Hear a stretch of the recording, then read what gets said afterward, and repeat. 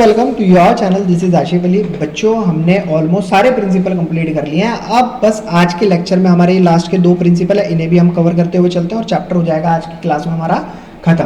फिर देखेंगे हम अपना नया चैप्टर नंबर 4। या आपके मन में कोई बात है, आप चाहते हैं कि सर कोई और दूसरा चैप्टर शुरू कराइए, तो मैं उस हिसाब से चैप्टर शुरू करा दूंगा, बट उसके लिए आपको कमेंट सेक्शन में मेंशन करके मुझे बताना पड़ेगा।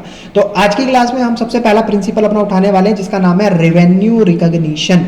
सर ये क्या कहता है? According to this principle, revenue is recognised when the right to receive in is established. तो इसको मैं सीधा आपको एग्जांपल से समझाता हूं। मान लो आपका ये बिजनेस है, आपने यहां से कुछ सेल आउट करा इस बंदे को। मान लो 20,000 की कोई चीज बेची, और किस डेट को बेची? आपने बेची है, आज क्या डेट है? आज है 24 अप्रैल, ठीक है।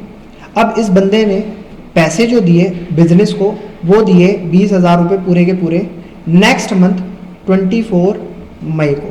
क्लियर है बच्चों? यहाँ तक बात समझ आ रही है? तो अब जो इस बिजनेस की अकाउंटिंग होगी, यानी कि जो रिकॉर्डिंग करी जाएगी, उसमें क्या रिकॉर्ड करा जाएगा? रेवेन्यू का मतलब मैं आपको बता चुका हूँ, और रिकॉग्निशन का मतलब होता है किसी भी रेवेन्यू को रिकॉर्ड करना। तो रेवेन्यू रिकॉग्निशन, रेवेन्यू ये कहता है कि जिस दिन आपकी सेल हुई, ये 20,000 रुपये की सेल हुई, उसी दिन सेम डेट पर आप इसको रिकॉर्ड कर लेंगे।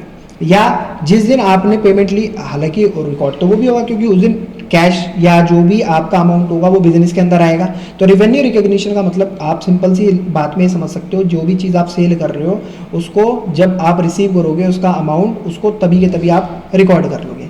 नेक्स्ट पॉइंट आता है बच्चों, लास्ट पॉइंट है वेरीफिएबल ऑब्जेक्टिव कॉन्सेप्ट। ये कहता है कि इस प्रिंसिपल के हिसाब से ट्रांजैक्शन रिकॉर्ड करी जाती है एविडेंस के साथ। अब एविडेंस के साथ कैसे? मान लो ये मेरी बिजनेस की अकाउंटिंग चल रही है इस किताब के अंदर।